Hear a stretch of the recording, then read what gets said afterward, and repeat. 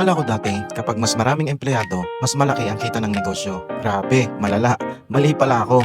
At ngayon, gusto kong i-share kung bakit mas kumikita pa minsan ang mas maliit na team. Tara, samahan niyo ako sa contract signing celebration ng mga empleyado namin sa Amabi Travel and Tours.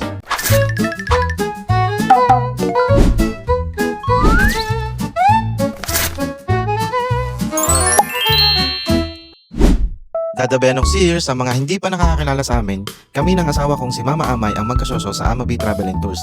Mag-asawa kami pero magkaiba ang responsibilities namin. Ako ang bahala sa sales and marketing, si Mama Amay naman ang bahala sa finance, reservations, customer service, HR, permits, halos lahat talaga. Parang ang assignment ko lang talaga, magbenta. Sa susunod na vlog, ikukwento ko rin sa inyo kung mahirap ba talagang maging mag-asawang magkasosyo sa negosyo. Ngayong araw, contract signing ng sales and marketing team namin. At bilang thank you sa kanila sa pag-renew ng kontrata. Okay guys, so pupunta tayo ngayon sa SM Santo Tomas para i-treat yung aming mga agents dahil nagpirmahan kami kanina ng contract para sa renewal of their contract. So yun, napakababait naman ng mga agents namin ito.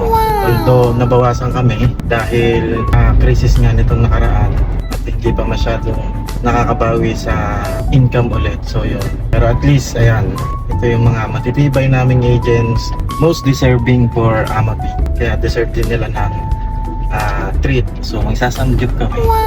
Going to Samgyup Salamat, SM Santo Tomas. Treat ko sila sa Samgyup Salamat. Favorite namin dito kasi ang sarap ng cheese, ng soup, ng egg. Actually, lahat masarap. At bonus pa, kapag birthday month mo, libre ka. Kaya sulit talaga. May gusto din akong i-share sa inyo. Dati, umabot sa 36 agents ang sales and marketing team na hawak ko. Sales pa lang yun ha. Akala ko noon, kapag mas maraming empleyado, mas malaking negosyo, mas malaking kita. Pero habang tumatagal, na-realize ko, hindi pala ganun kasimple. Sa travel industry, may buwan na sobrang lakas, may buwan din na sobrang hina. Kapag mahina ang benta, tuloy-tuloy pa rin ang sweldo, tuloy-tuloy pa rin ang expenses. At doon ko na-realize, hindi pala sukutan ng tagumpay ang dami ng empleyado. Mas mahalaga pala kung sustainable ba ang negosyo. Ngayon, mas maliit na ang team namin, pero mas naging stable na ang negosyo. Mas natututukan namin ang bawat tao. Mas mabilis kaming makapag-coach. Mas nakikita namin kung sino talaga ang fit sa culture ng company. Proud ako sa sales and marketing team ng Amabi. Hindi lahat sa kanila college graduate, pero halos lahat matagal na sa kumpanya. At doon kami natuto ni Mama Amay sa pag-hire. Mas inuuna na namin ang ugali kaysa credentials. Kasi ang skills natututunan, pero ang ugali mas mahirap nang baguhin. Mas gugustuhin ko ng turuan ang mabubuting tao kaysa makakuha ka ng magaling pero sisira naman sa kultura ng kumpanya. Nung nagkaroon ng oil crisis noong March 2026,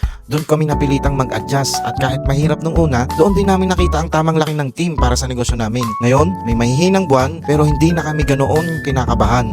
Alam namin kaya pa rin naming suportahan ang mga empleyadong naiwan. Singit ko lang pala, ito pala ang gamit ko para hindi mapuno agad ang storage ng iPhone or Android phone habang nagbablog.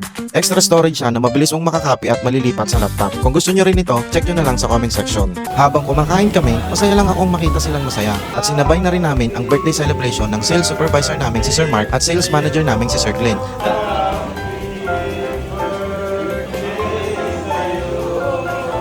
Birthday to you.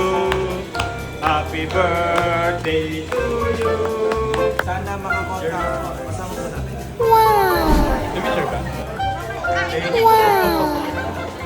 Happy birthday ulit sa inyo mga Lods. Ang pulot ko pala ngayong araw, dati ang akala ko mas maraming empleyado, mas malaking negosyo. Pero habang tumatagal, narealize ko na hindi pala dami ang sukatan ng tagumpay. Ang sukatan pala kung kaya mong alagaan ang negosyo at ang mga taong umaasa rito. Kasi paano ka makakatulong sa mas maraming tao kung hindi rin pala kayang tumagal ng negosyo mo? Mas mabuti palang unti-unti pero sigurado. Kaya maraming salamat talaga Lord sa paggabay mo hindi lang sa aming pamilya kundi pati na rin sa aming negosyo. Yun lang, bye-bye!